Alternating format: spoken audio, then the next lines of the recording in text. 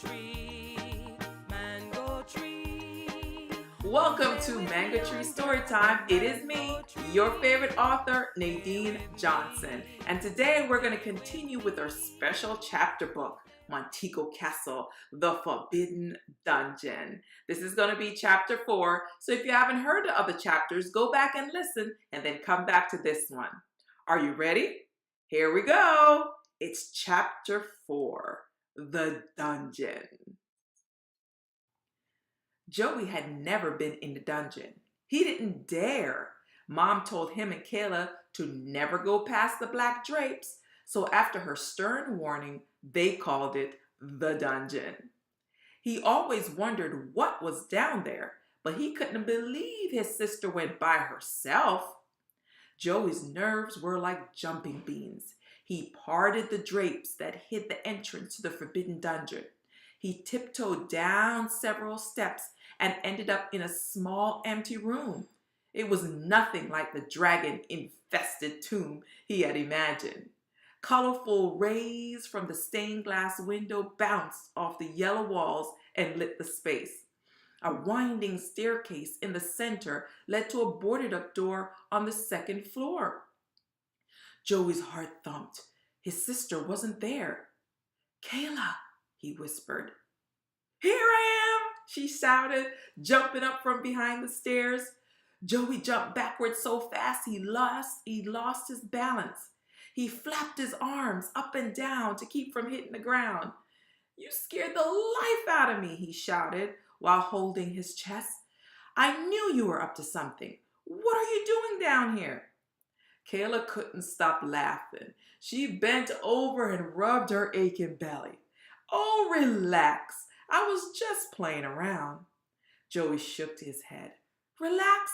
I almost peed my pants."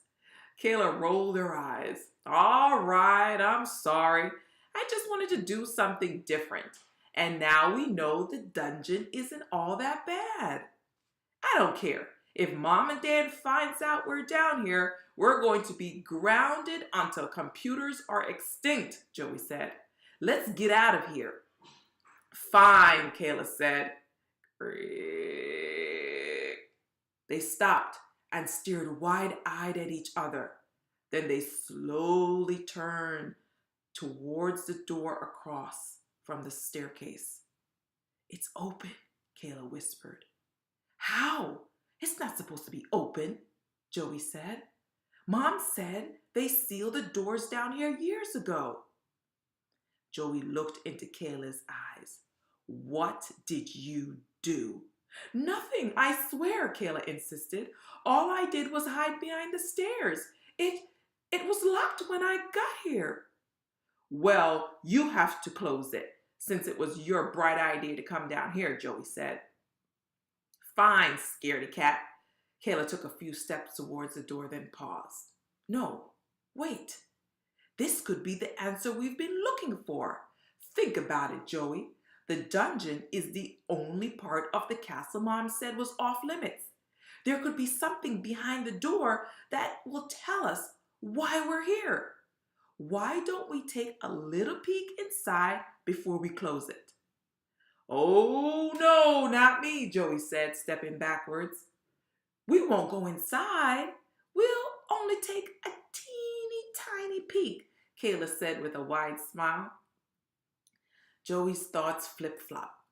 He didn't want to get in trouble, but the door was already open. "Okay, just a peek," he said. Kayla grinned. As she turned the handle, she thought about all the creepy things that could jump out like screeching bats or humongous rats. She eased the door open a bit wider. Anyway.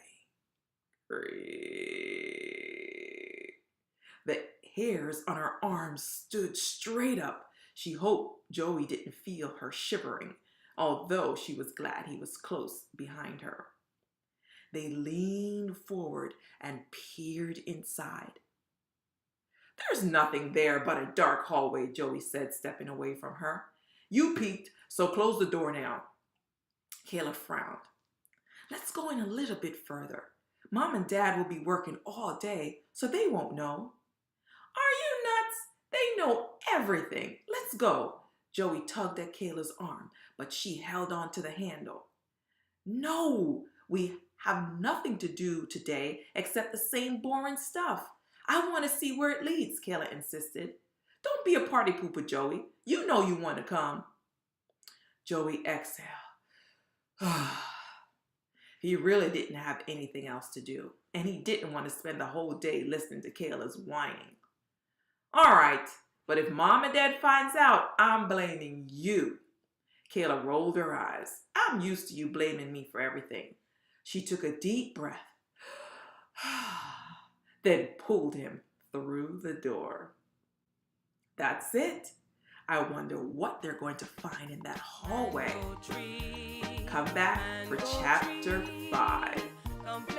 So, that's it for story time today. Remember, be kind to one another and be